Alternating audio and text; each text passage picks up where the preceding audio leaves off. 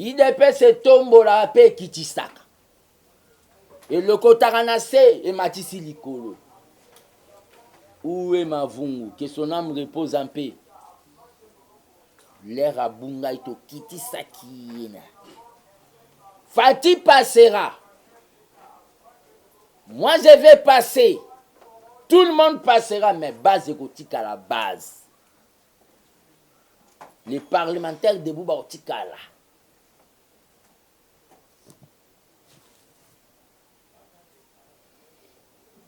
Jean-Marc Abound. Yena acolyte nae Kabouya. Ce sont des assassins. Il y a eu des pestes. Comment un parti politique qui fonctionne chaque jour et livrera la carte des membres? Comment un parti politique, Batou, ils ont fait l'escroquerie à ciel ouvert. Batou Batika na ba récit. Bazwa ba carte. Azwa mbongo nyonso akenda nango kosa campagne na ye po abima député. Jean-Marc Abound m'a interdit et tant d'autres combattants pendant 3 ans, personnellement pendant 3 ans, nakota na siège à parti. Jean-Marc Abound, il a tenté, mais c'était mesure morobo et simbate. Étouffement nanga en montant contre moi quelques communicateurs faibles pour ma image y a gardien du temple. Jean-Marc Abound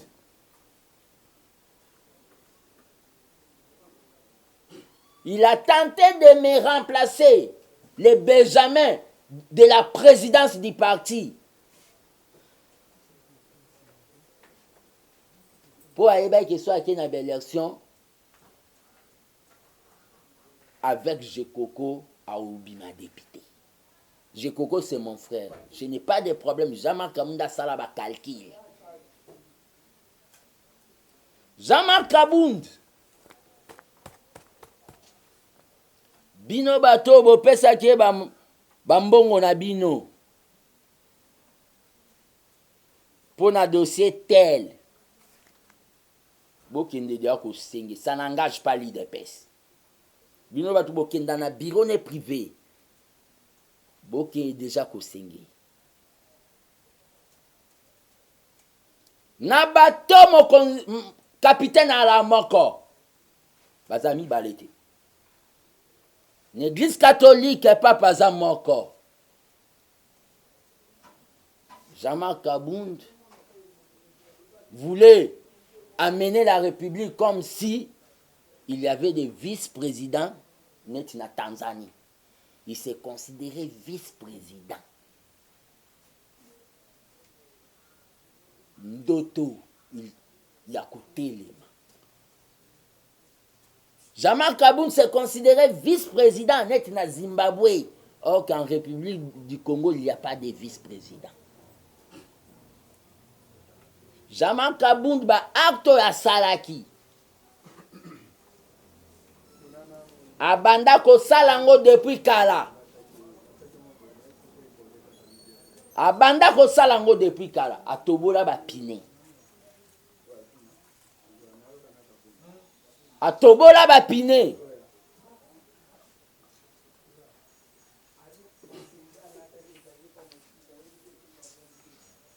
Atobola ba pine.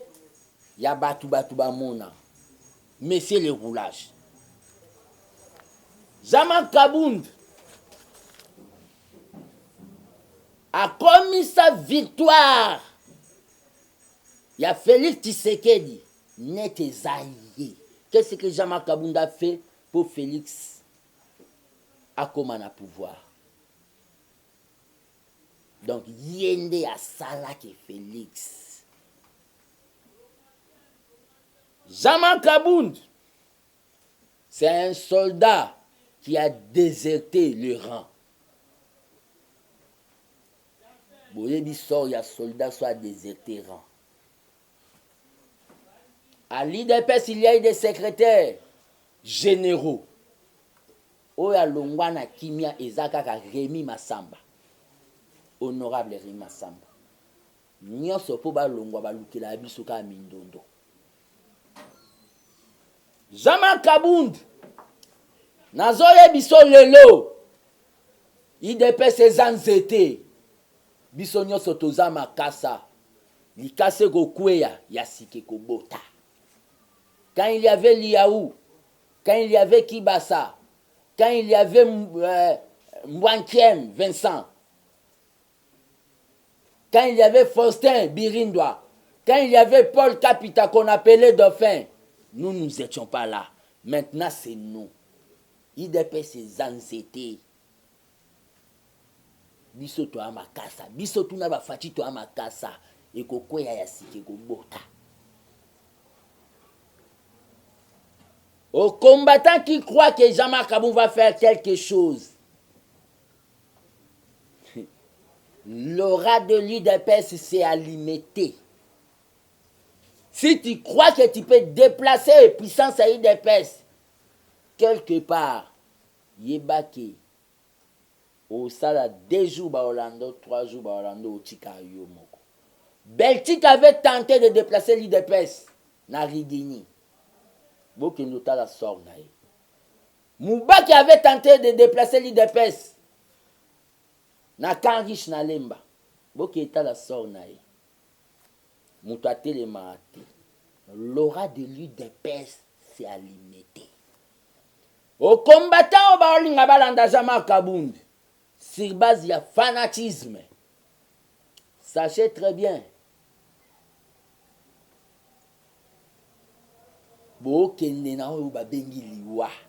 Politiquement. Vous savez le sort de combattant Balandara Chibala. Vous savez le sort de combattant Balandara Chibala. Basuka Wapi. Tant que gardien du temple de la démocratie. Naebisi na base nyon soit IDPS. Bon observer. Ne faites pas la violence parce que nous sommes de non-violents. Bateau bakolanda Kabund botiki la bango temps. Bosa bango violence. Peut-être l'ignorance. Ba ozonga na raison neti bato balandaka sami badi bangana ba balandaka tibala. Si les gens ont eu à respecter Kabund, c'est parce qu'il était avec nous. Celui qui n'est pas avec nous est contre nous. L'union sacrée, c'est l'idée de M. Félix Tshisekedi. Jean-Marc Kabund comparé n'est pas raison.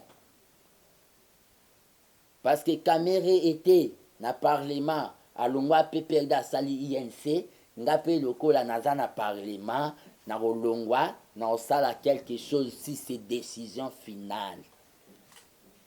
Comparé, tu n'es pas Vital Kamerhe le pacificateur. Kamerhe c'est Kamerhe et toi c'est Kabund. L'IDPS qui ne livre pas de cartes, mais na parti politique nae, oyo abanda ko préparer déjà. Bah, livra ba carte biométrique, mais dans les partis, il n'y a pas de carte. Vous voyez comment ces messieurs tuaient les partis.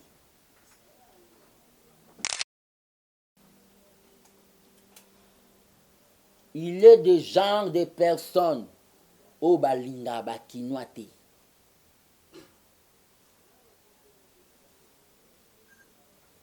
À tout moment, bino bakinois bomi monaka, bino bakinois alinga bakinois te. C'était un complexé. C'est un complexé.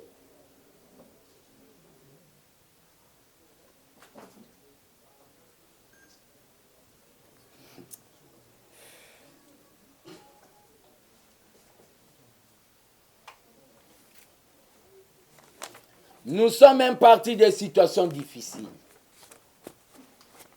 Mais tu maîtrises. Nous sommes même partis des situations difficiles. Balobana français, hein? Pour voir les visages d'une personne, il suffit d'attendre que les temps consomment les masques qu'il porte. Pour voir les visages d'une personne, il suffit d'attendre que les masques consomment, que les temps consomment les masques qu'il porte. Il a fallu du temps pour boyer un masque au Kabound à l'attaque. Jamar Kabound.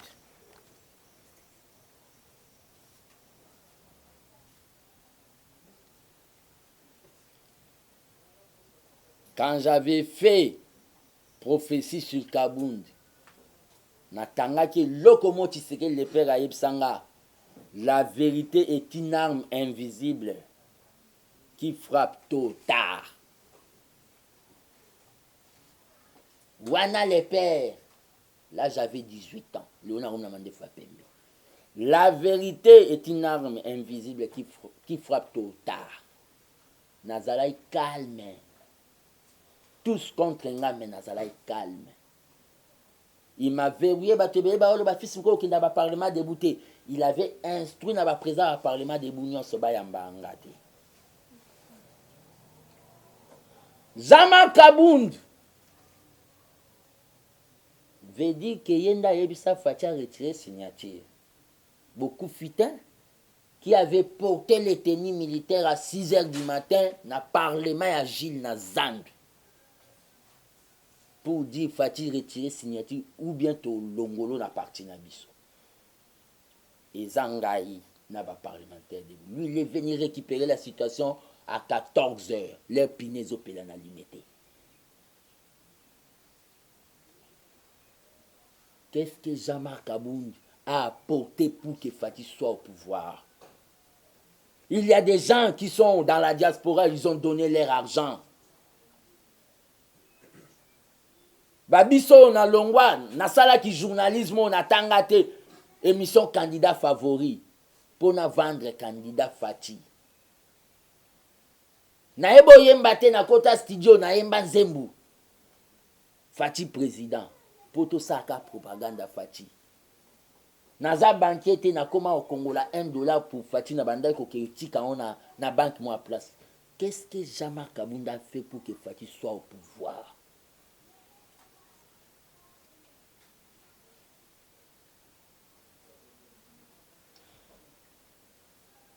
Nganga oyo okendaka obomba mokonzi ya mboka ndenge bango nduba babombaka Mobutu kisi na ye esili lelo.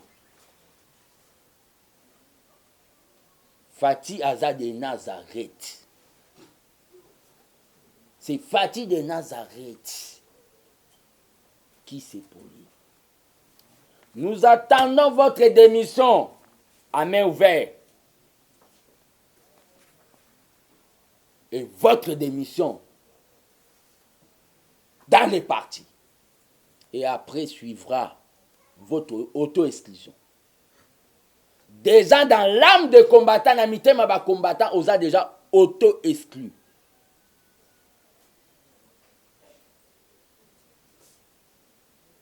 Na prometaka oke na rolongola ka oyi de pes. Na prophétie il y a une année. Lelo Longwe, auto-exclu du parti. L'IDPS, l'Union pour la démocratie et le progrès social.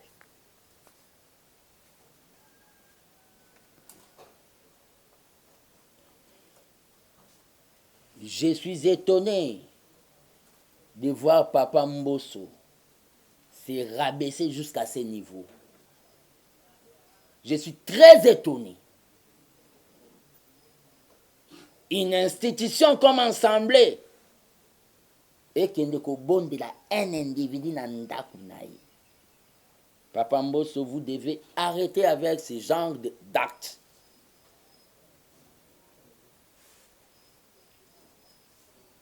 Ok. s'occuper na ba loi na ba budget bo votaka kuna ensemble. Pas d'ingérence na ba problème na so ya UDPS. Dans l'union sacrée, il y a des compétences. Oh, bah, remplacer Kaboun na poste. S'il vous plaît, Papa Mbosso, avec tout le respect, pas des ingérences dans la politique nationale de paix.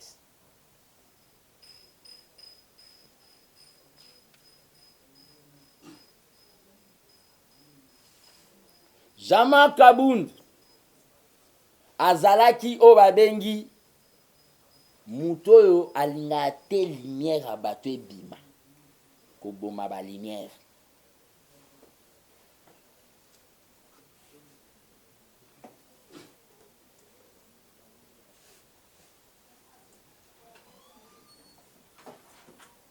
Très chers amis de la presse,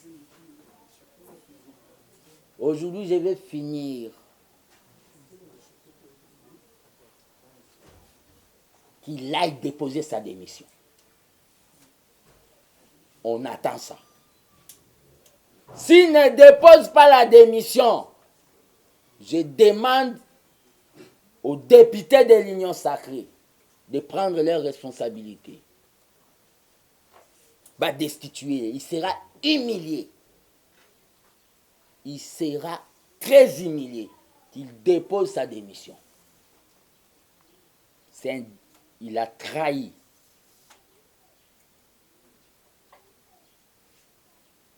Arrogance notoire. Nous devons beaucoup de respect à la famille du président Fachi. C'est eza famille oyo pendant combat ya papa na bango. Lelo bakangi batinde mbandaka, lelo bakangi batinde Kisangani, lelo bakangi batinde relégation, lelo bakangi boyebi comment bala être traumatisé. Maman Marthe en soit azaba maman misusu maboya Tshisekedi. Eh pona makamna politique na boyo mais azalaki toujours na Tshisekedi. Bana traumatisé. Bande kwa Fatiba Roselyne Mbombo ba Daniela na poto balingaka te kokende pour chasser par o babengi pouvoir. Pourquoi s'attaquer na famille ya président? Est-ce que vous avez vu Christian Tshisekedi malgré qu'il est le petit frère du président? Kosala ba trafic d'influence des zoa banda kosala. Président yebisa ba moto dès qu'il a pouvoir a solo na ba combattant ake ko sola bango famille na bango ya bakwa tombolo esi bango moto na komona na ba trafic d'influence a yeba ke ngana etoko risquer to pesa na mbote te pendant 5 ans pouvoir.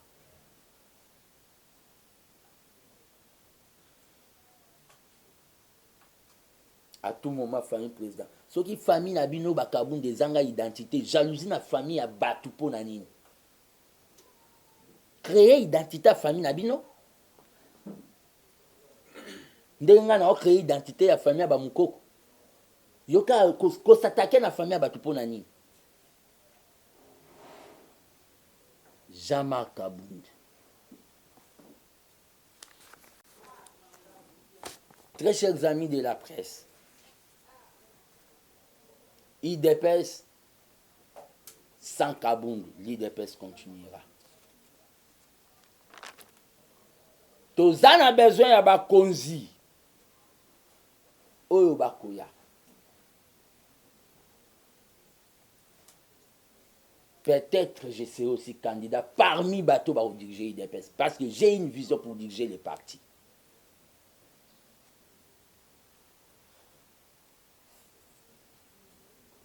Si la base me pousse. L'IDPS il faut que mon consul oyo sala été Facha gagner l'élection. Comment mon consul wana sala été Facha gagner l'élection? Toko tana distraction, il faut travailler mingi makambo ba témoin. Formation ya batuna makambo ba élection. IDPS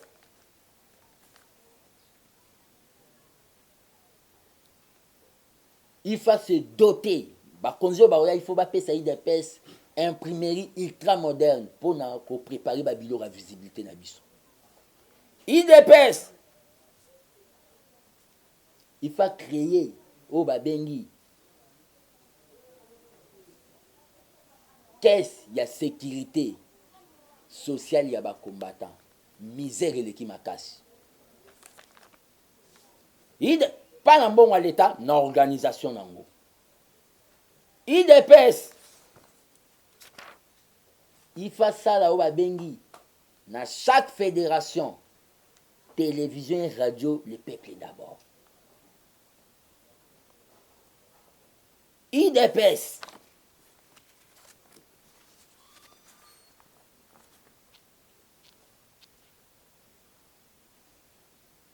toza na besoin bakonzi ya bongo.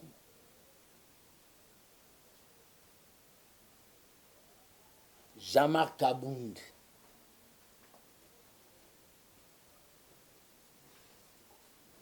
Jean-Marc Kabound doit partir pour terminer, lui avec son acolyte Kabouya. L'aider.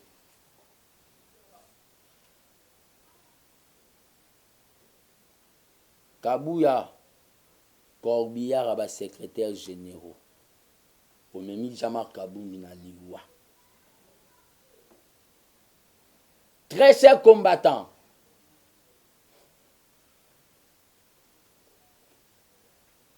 ngam na banda kota ba réunion na ba toye bani. À l'équité parlementaire de Boyo Zolandangai. Bo kan sa tendenga kanga ilongi ana non, wana za intimidation. Bo kan sa te intimidation. Un homme fort, c'est comme Félix Asekaka. Excusez-moi aussi, c'est comme aussi Kabila. Ce sont des hommes forts. Alors c'est ça. Ce monde mouta kangelo niveau intimidation. Intimidation faible d'esprit d'engazana. A comme l'ingas qui va quitter la stade kende ko déposer administration ezakuna na parler du peuple ba oser leur démission. Sinon vous a humilié.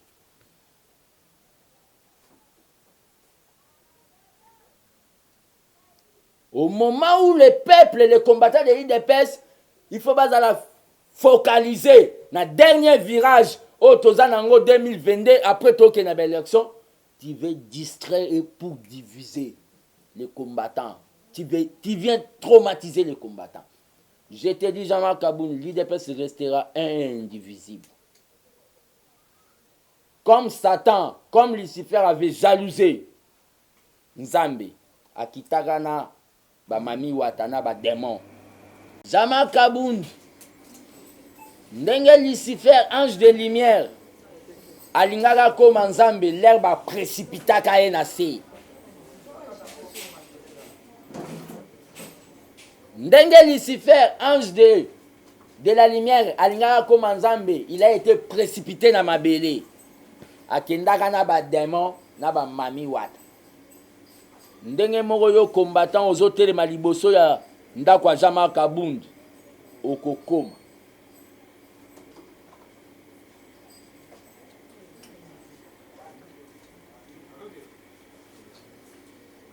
J'ai dit et je vous remercie.